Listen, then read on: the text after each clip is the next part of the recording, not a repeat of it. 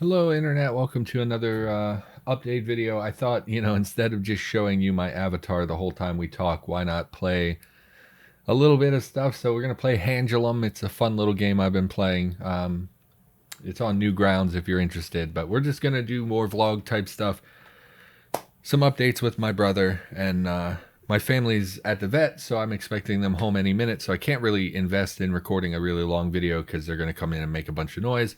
So I thought, why not do another update? So, yeah.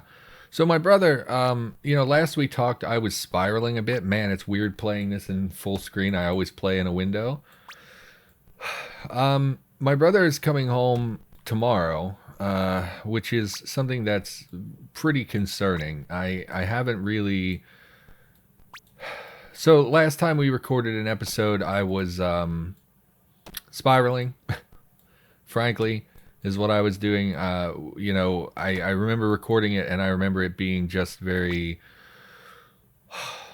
I was spiraling. I was not doing well at all, and I think that it was super evident in the recording. I think I recorded that last Thursday, which was yeah, I was spiraling. I don't know what else to say about it. It was very clear to me in watching the video in hindsight that I was not doing very well. I'm sure it was evident to you as well. I felt really bad afterwards. I debated taking the video down just because it was kind of like borderline. I was having a lot of like borderline panic attack type stuff and just wasn't really feeling very good about it. Everything I was hearing from my family about my brother was that he was doing really, really poorly, which of course was very upsetting. Just hearing stories about his delusions and how he didn't seem to be getting better was wildly concerning. And the only real positive at all was that my family was finally taking like a step forward in trying to be an active part of his treatment. So previously, my family member had the attitude of like, oh man, I hope this just goes away. I really don't want to deal with this. And as time progressed, it was like more and more evident that they were not willing to really take the hard steps and take a hard line with his treatment, because if you're going to be involved with someone who has, pretty severe mental illness, you cannot just say like, oh man, I hope it goes away. Oh, I hope we don't have to deal with this anymore. Maybe tomorrow it'll be back to normal. It doesn't work that way. You really can't go like that. This is an ongoing process, just like my mental illness is an ongoing process. My depression, my anxiety, all of that stuff, it's not just going to magically go away. It's something that takes time and a lot of work and energy just to get back to functional. I'm going to let this reset. So I've been practicing this game for a speed run. I actually really enjoy the game. And my best time is 3 minutes and 30 seconds, I think, for the entire game, which is about 10 seconds per level, give or take.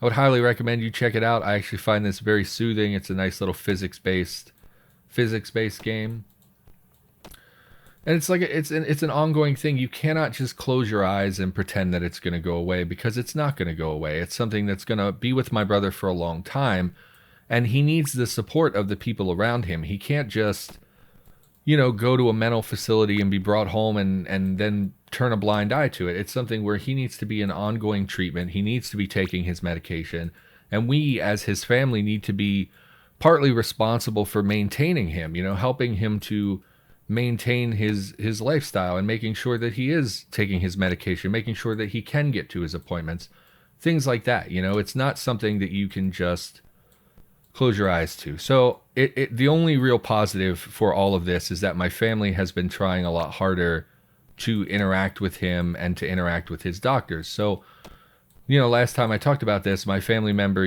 was having phone calls with my brother where he was very upset a lot of the time, and it was very difficult to get him to speak sense. Everything was about his delusions, and he was just constantly delusional. And then also he was becoming increasingly aggressive with my family members. So on the phone, he was yelling and screaming at people, very much an abuser. It reminds me so much of my stepdad, who was, my abuser growing up.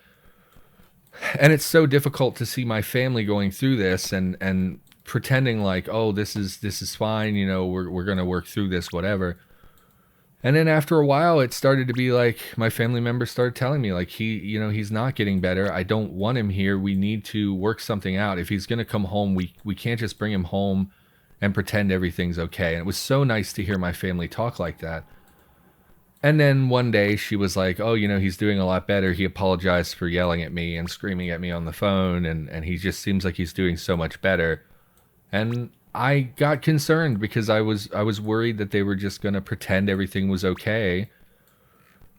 And then this morning I woke up and I could tell she didn't want to tell me, but she was like, "Oh yeah," she said, "Oh, we have a vet appointment today with the cat," and like I just woke up, so like I'm really out of it when I first wake up because of my medication. Screwed this up. Keep screwing this up. And she just sprang it on me. What am I doing? I can't. It's hard to talk and play this game at the same time. It's a puzzle game. And she just kind of sprang it on me. I wasn't really lucid, and she was like, "Oh yeah, we have a vet appointment," and I was like, "Okay, okay." And she was like, "Oh, and by the way, he's coming home tomorrow." And I was like, "Oh great," like I wasn't prepared for that at all. Everything she had been telling me lately was that he wasn't doing very well, so I'm really surprised to hear that they're gonna bring him home. But he, is seeing doctors, and if the doctors think that he can come home, then, I trust the doctors. They're the professionals. They know what they're doing. I am not. I'm not a doctor. I don't deal with people like, super mental illness on a regular basis. I mostly have my own stuff to go by, is really my only.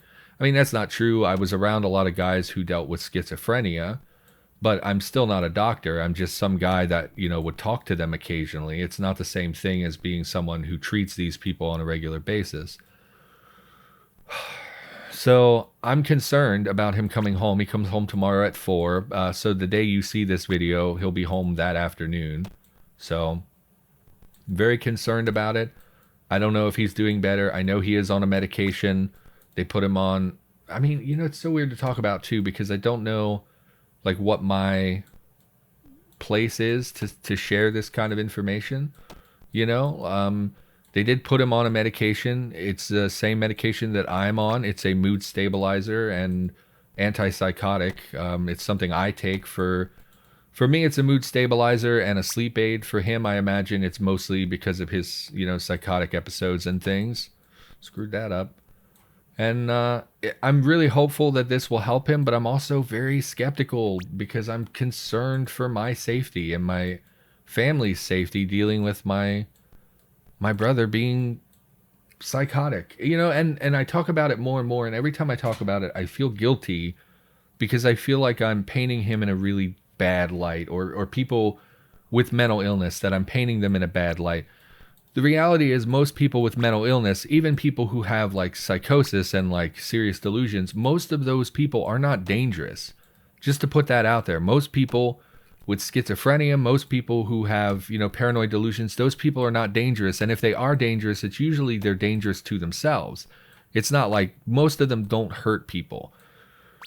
It's something you hear about a lot on television and the news, and people make it sound like everyone with mental illness is super dangerous, and that is not the case. But with my brother, his delusions are so fixated on people threatening him and attacking him and paranoia, that does tend to lead towards danger, When you start to think that people are going to hurt you or hurt your kid, you're liable to react in a way that is violent. And I just, with so many of his delusions fixated on me, I just am scared of him, And the more I try to explain that to my family, the more it seems like they're going back to, I want to sweep this under the rug. I don't want to deal with it anymore. I just want things to be normal again. And I'm concerned. So they're bringing him home tomorrow. I don't know if I'm going to talk to him. I'm debating if I should talk to him because I feel like I keep wanting to reach out to my brother. I keep wanting to... It doesn't work, right? In my head, I'm like, oh, maybe if I just talk to him the right way, I can reach out to him and we can work on this together. And, I want to love and support my brother, but I'm also scared of him. And I know that I can't help him. It's like I want to talk him through his delusions and help him see that these things aren't real. And I want to show him that I'm not a threat to him. But at the same time, I can't really do that. When you're someone that they're targeting with their delusions, he would just be very suspicious of me if I were trying to, talk to him about his delusions. He's going to think it's a trick. He's going to think I'm trying to work him somehow or something, you know? And I'm just, I'm scared of him. I'm worried about him coming home. I'm worried about the family not taking it as seriously as they should. I thought, yeah, I'm just rambling at this point. So that's what's going on with me. My brother comes home tomorrow. I'm nervous. I don't even know really what to do to prepare. I feel like I should be doing things.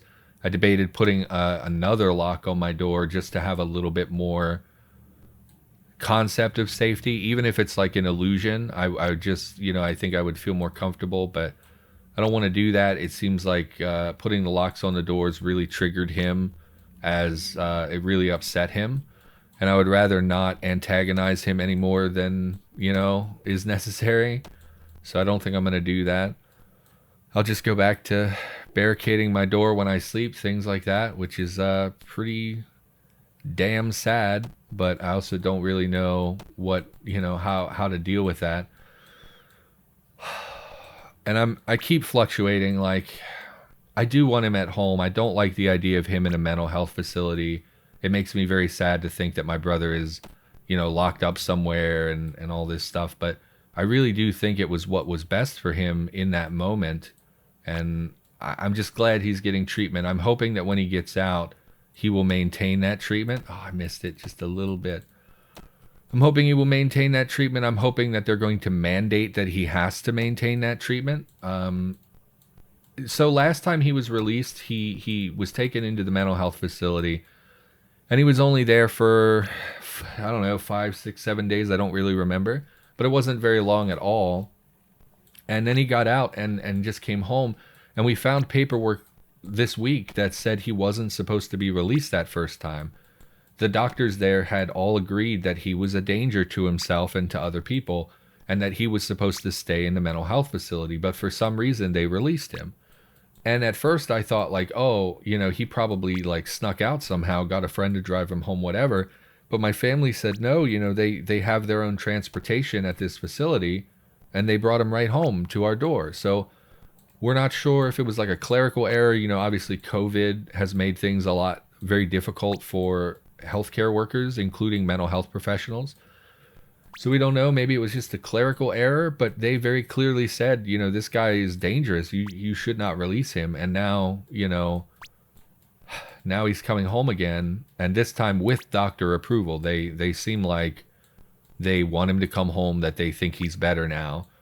And part of that is because he's on his medication and has been taking an antipsychotic for about a week and a half. And, you know, that stuff does take time to build up in your system. And so he seems to be doing better, I guess, but, or at least according to the doctors, but I still have a lot of concerns about him coming home. And I don't know, internet. I don't even know why I make these videos. I feel like we've talked about it so much at this point that like people got to be sick of hearing it. But it's like such an ongoing and constant issue with my home life, and it affects the channel as well. So it's not like it's just me talking about personal, you know, shenanigans. It's also something that directly affects my recording schedule and when I feel comfortable, and my mental health, because a lot of my mental health is tied to my concept of safety, you know, with my PTSD and stuff. It's really hard for me when I don't feel safe in a place. I get a lot of anxiety, and I get a lot of